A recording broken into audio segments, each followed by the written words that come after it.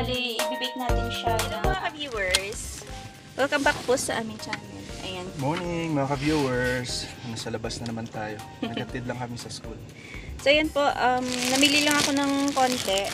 Gulay, bok choy. Saka, ayan o, meron tayong, cabbage. Alam na kung ano po yung ulam namin. At, bumili din ako ng spinach, isang bunch. Yan lang. Saka, dapat bibili po ako ng patatas. Kaso lang si Dadong, hindi siya sumama sa akin. Ang bigat. Naka-sale kasi yung 10 pounds. Ay, hindi. 20 pounds ba yun? Oo, 20 pounds. Naka-sale po siya ng 9 lang. Tapos, yung iba doon na mga, ano lang, mga 5 kilos lang. Same lang yung price. Eh, Nakalumang stock na. hindi din. Ano lang, parang mga in-store na promo nila. So, sa inis ko, sabi ko, kaysa bibili ako ng madami. Bumili ako isang piraso, pero malaki naman. Ay, tingnan ko pala kung magkano yung price ng isang ganito. Saglit lang, bago po kami umuwi. So, yung ulam natin is nilaga. Magkano yung isang piraso? Ribs. Huh? Papa, isang piraso to 24 to? Oh my gosh. Parang gusto ko ibalik. Tapos yung, ay grabe. Pa $9 yung 10 kilo pa. Grabe oh. Parang nakakapanginayang tuloy. Hindi ako makag-get over. Pang bake pala yan eh. Bake ba to? Pang bake yan. Kahit pa.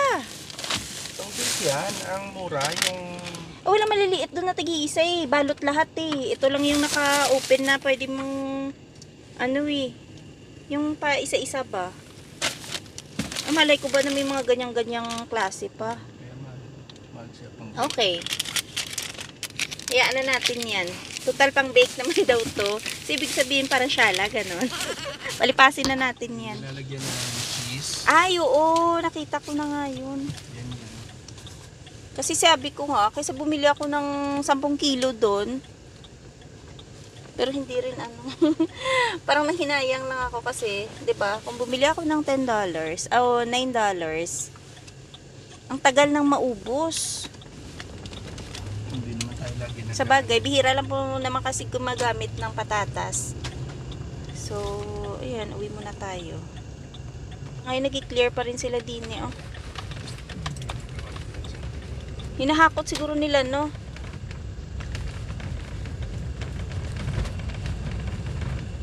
So, ayan, napaplan na po kaming mag-germinate ng mga seeds namin by mid-March. Kasi pwede na yun eh. Kumbaga, spring na kasi niyan. So, sakto yan. Habang naglulusaw, medyo malamig pa yung panahon. Nagpapatubo na kami sa loob ng bahay. Tapos, pagdating ng, siguro abutin sila ng mga 2 months pa, no? Yung pagtubo nila. Na medyo malaki na, tsaka tayo maglilipat dun sa labas pag okay na talaga yung panahon. Kasi masasayang yung mga seedlings natin kung hindi pa ganun ka-stable yung panahon. Yung tipong aaraw siya tapos biglang lalamig sa madaling araw. So madali pong masira yung seedlings.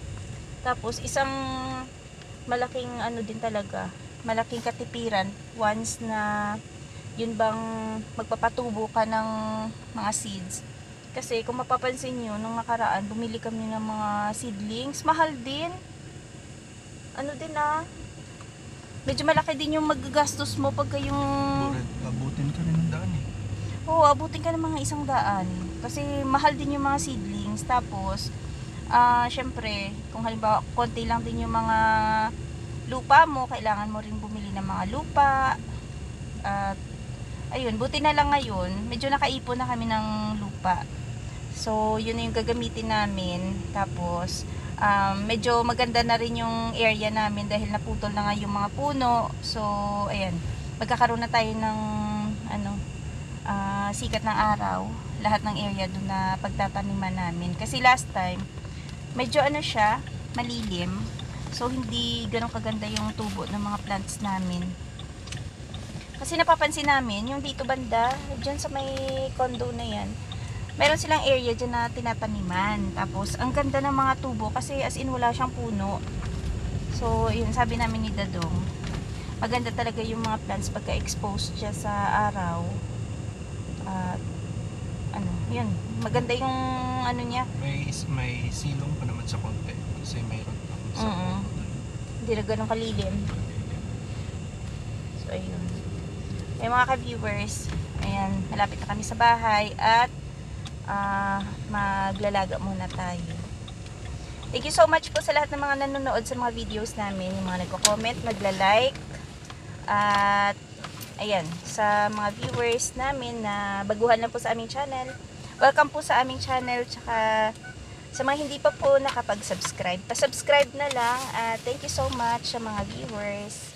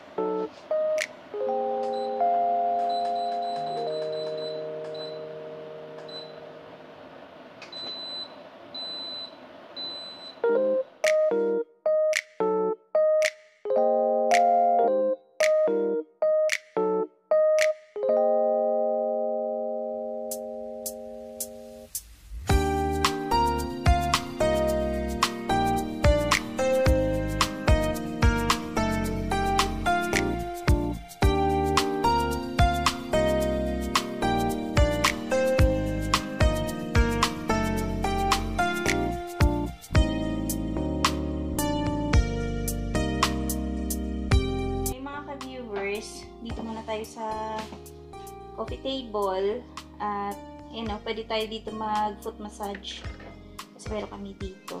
Ayan, habang nagkakape, 'di ba? At pakita ko lang pala yung itong halaman namin na binili nung pumunta kami sa Costco ng mga nakaraang linggo pa. So, lesson learned pagka bumili kayo ng halaman sa Costco o kung saang store man. Ayan, pagka winter, dapat po meron kayong plastic na i-cover para ilabas yung halaman. Kasi, yun nga po yung nangyari, di ba, na-dry yung mga dahon niya.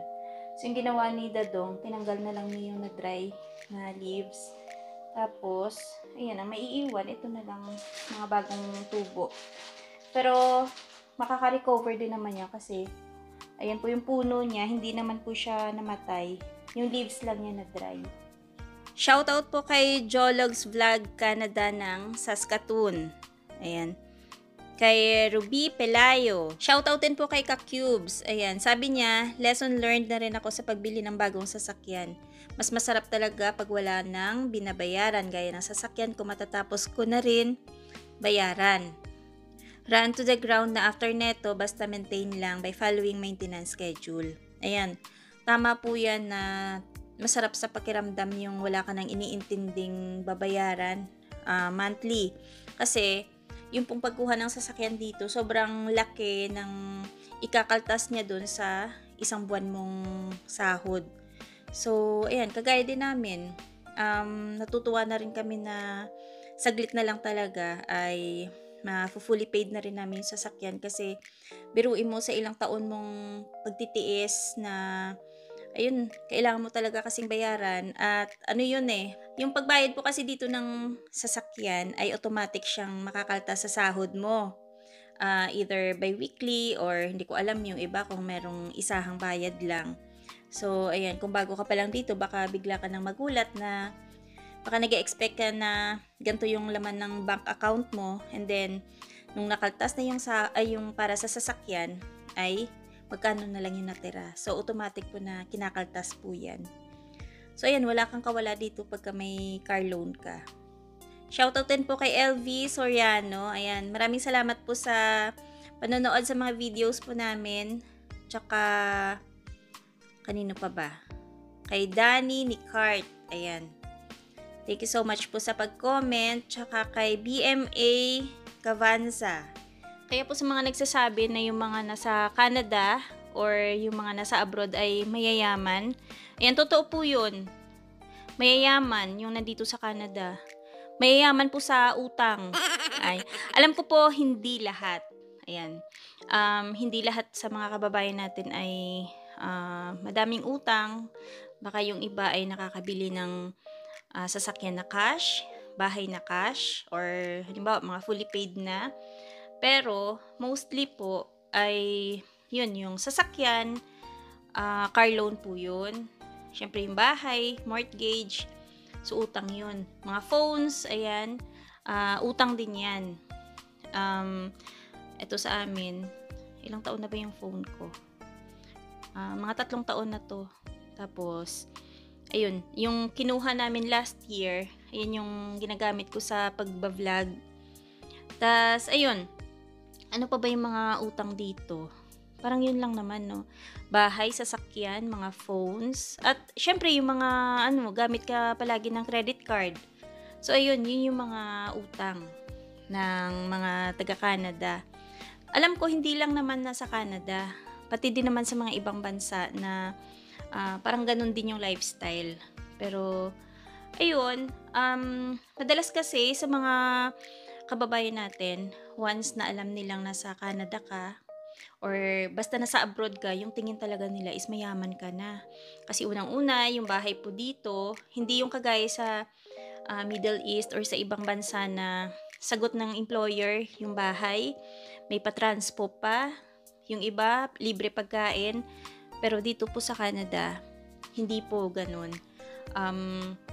Sarili mong bayad sa bahay, provide ka ng sasakyan mo, maswerte ka kung yung lugar na mapupuntahan mo is maganda yung transportation, hindi mahirap.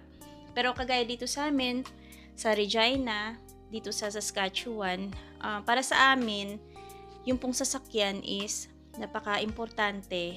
Kaya kailangan mo talaga mag-provide. Yun nga, kagaya sa amin, yung nasabi ko sa previous na video namin na patapos na kami sa aming sasakyan. So, yun yung pinaka inaabangan namin at yan, magiging masaya ka na kahit papano. Kasi napakabigat po talaga pag may bayarin kang car loan kasi malaki talaga yung nakakaltas niya sa buong sahod mo sa isang buwan. Ayun. So, for sure, alam kong maraming nakaka-relate na mga kababayan natin na nasasabihan din madalas na mayaman sila kasi nasa ibang bansa. So, yun lang. Ay, nako. Sana all mayaman, diba?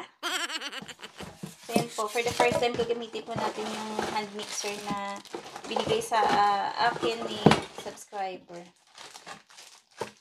Ayan. So, yung ating butter ay, ayan, 1/2 cup. So, gagawin muna natin, i-cream muna natin yung butter tsaka yung ating sugar. So, ayan. Yung pong butter natin dapat, ayan, room temperature, tsaka yung malambot na siya. So, ang ginagawa ko, kagaya dito sa amin, malamig po yung panahon, diba? Kahit sabihin mong may heater pa sa loob. Overnight ko siyang nilalagay dyan sa table lang. Kasi pag halimbawa sa morning mo lang siya ilalagay sa labas, parang medyo malamig pa rin siya. So, ayun. At, ayan, start na natin. Whoop! Whoop!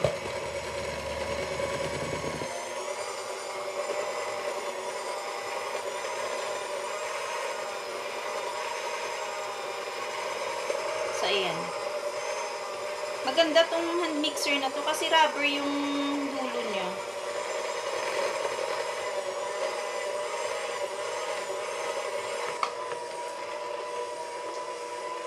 Ayan. Pwede na natin ilagay yung ating sugar. So, yung sugar po natin, merong white, tsaka merong brown. Ang total na sukat niya is 3/4 cup. So, add na natin yung white sugar at yung ating brown sugar. Yung recipe po niya, lagay ko na lang din po sa description box. Pero mas ano lang to, napakadali ng recipe na to. Kahit hindi ka marunong mag-bake, matutunan mo to. Ayan, ganyan lang, mix.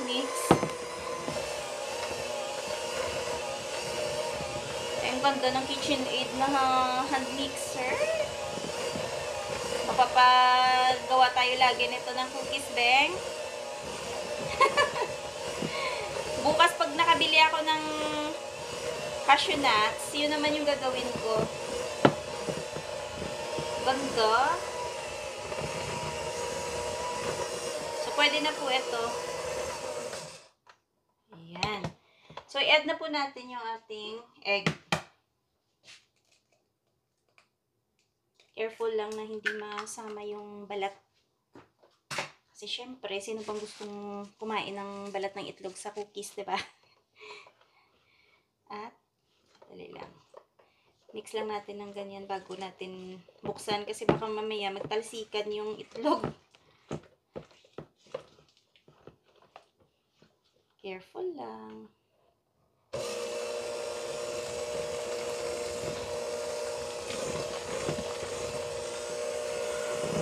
Pangalay din.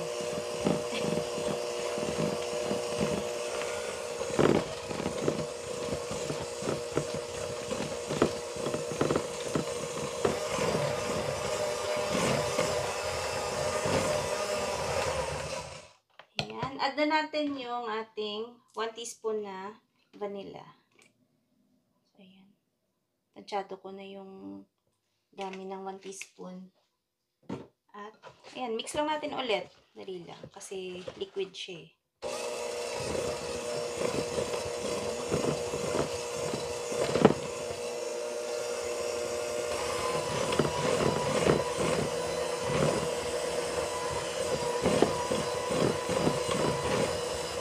Pwede na natin i-mix yung ating dry ingredients.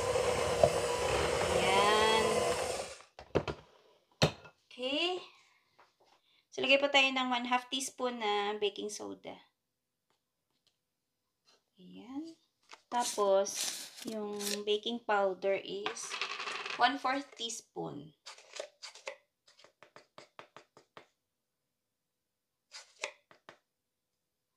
Ayan. 1/2 teaspoon na salt. Okay. At 1 1/2 cups na all-purpose flour. Ayan. So, yan. Sift lang natin.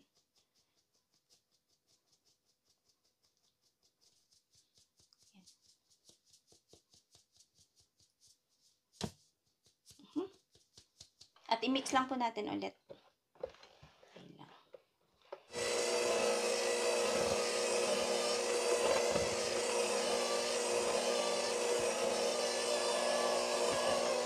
Bangakin na yung chipits.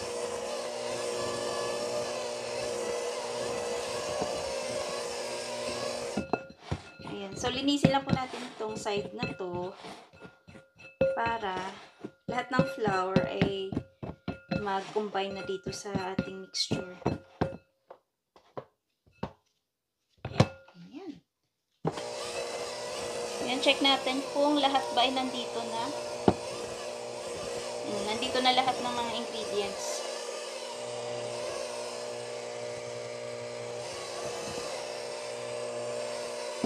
Kasi minsan baka mamaya, 'di ba? Alam mo yung first time kang mag-bake, tapos minsan hindi mo na check lahat ng ingredients, kulang pala.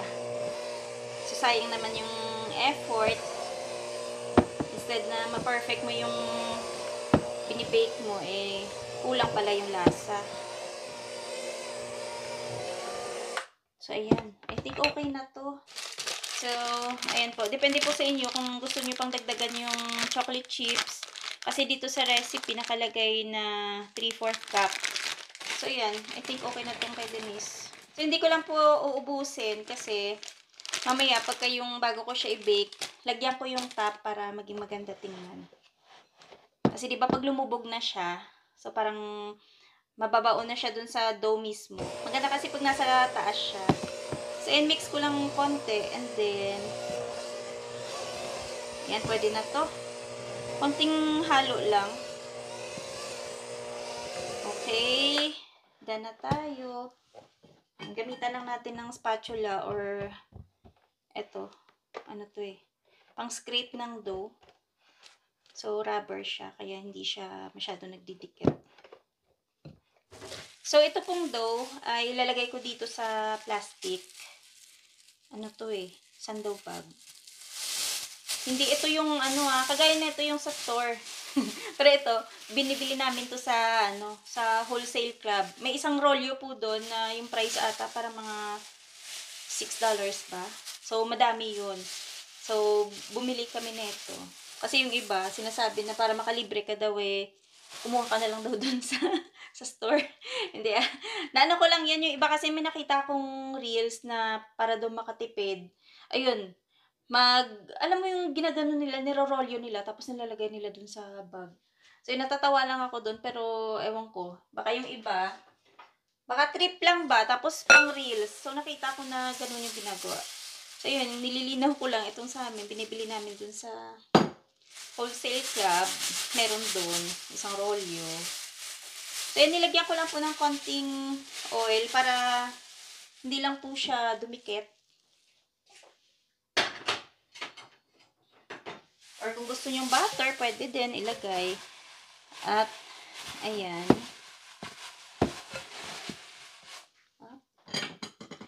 Guide natin ng rubber scraper. Dapat pala nalagyan ko rin ng oil yung scraper. Kasi, madikit siya. Pasaway, diba? Ayan, baka magtataka po kayo bakit nilagay ko dito sa plastic. Kasi po, i-frozen natin siya. Or, yung iba, chini-chill lang. Tapos, overnight, pwede nang i-bake kinabukasan, diba? Pero sa akin, kasi syempre, kumbaga madalian.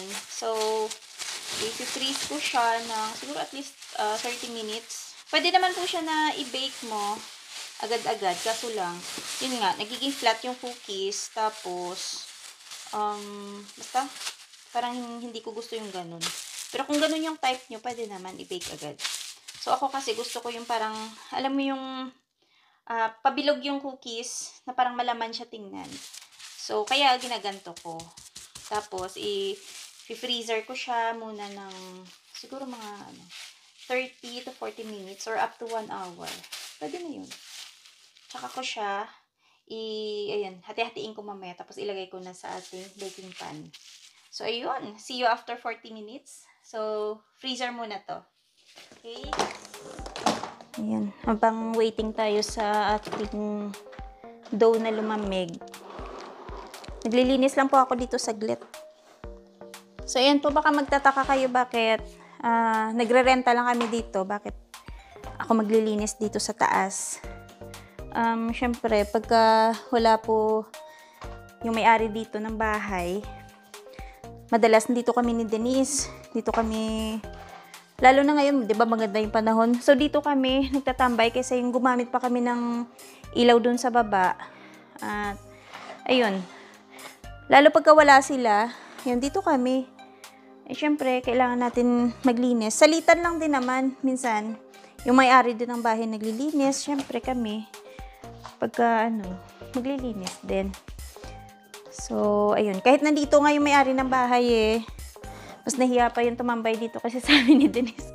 Kasi dalawa kami ni Denise minsan pagka dito kami sa taas. So, ganun lang po yun. Ayun. Nag-explain na,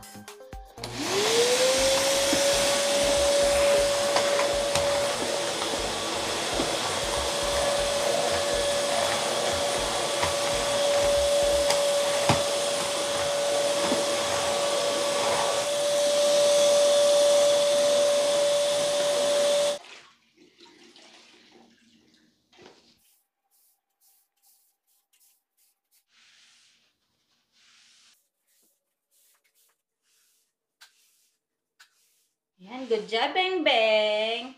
Hindi ko So, alam yan, sa no? which one is shiny. Hindi. Ang bait ng anak ni Dadong. Ang sipag. Ah, diba? Pag kasi may utang. Sipag daw kasi may utang ako sa kanya. Joke. So, yan, tapusin mo na yan, Beng. Konti Sipag na kasi lang. nag-make cookies. Oo, kasi may cookies akong ginawa, kaya kailangan niya magsipag. Diba? Tama lang yan. So, lagyan po muna natin ng parchment paper yung ating baking pan. All is good. I am done. Oh, you're done? Yes. Thank you! Tapos na si Denise sa kanyang paglilinis. Ito, naka-sit down na, nagmamot pa. Saan yung kutsilyo ko? Ay! Here, all shiny. Shiny na. Yeah. Good. So, naghugas na po ako ng kamay, ha? Then, chop na natin. Last time, yung paggawa ko ng cookies, bale, ano lang, ginawa ko siyang 6 pieces lang. So, medyo malalaki. Parang, alam mo yung isang piraso lang para mauumay ka. So, ito, ginawa ko siyang 8 pieces. Tapos, yun. So, di ba matigas siya? So, ang gagawin natin, ganito lang. Lagay ko dito yung chipit para ma-divide po natin na maayos sa 8. Yan. Yan. Lagay-lagay lang natin sa taas. Para hindi siya nakalubog. Kasi syempre, pag na-mix na siya doon, hindi na siya masyado nakakalabas pagka na-bake na. Kumbaga magme-melt na siya doon sa loob. Unlike ito, diba? Yan o, nakadikit lang siya. Yan, tapos, ganun-ganun lang. Para hindi flat yung ating cookies. Ganyan o. Lagay natin dyan sa ating baking pan. So, ito na po yung ating cookies. So, bali, ibibake natin siya ng up to 10 minutes sa 375 degrees Fahrenheit. Ayan. Okay. Off na natin. Kuhanin na natin. Ooh! Ganda! Charan! So, ayan na po yung ating cookies. Ang ganda, diba? Hindi siya flat na flat. Kaso lang po yung ibang chocolate chip, hindi masyado, ayan o, hindi nalagyan. Pero okay lang. Diba? At least hindi siya yung flat na flat. So, hayaan lang muna natin siya dito sa baking pan na mga ilang minutes. Para tuloy-tuloy pa po yung pagluto po niya. Ayan, at least naalis na natin siya dun sa oven. Para hindi naman siya masyadong matusta. So, ganyan po yung itsura ng ating cookies. Ayan. So, ganyan po siya. Ayan, no. Ganda ng pagkaluto niya sa ilalim.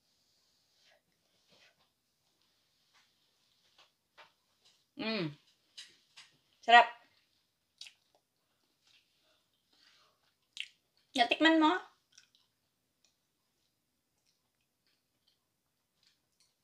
Sakto lang po yung tamis niya.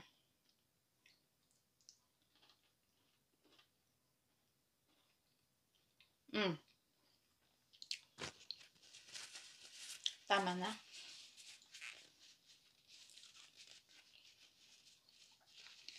So, yun. Half lang po yung tinikman ko kasi yun nga, bawal sa akin yung mga matatamis. Yummy? Hindi makapagsalita. Masarap din, no? Diba? Sakto lang pagkaluto, no? Tsaka hindi na siya ganun katamis. Nakatawa na siya, kaya good na yun.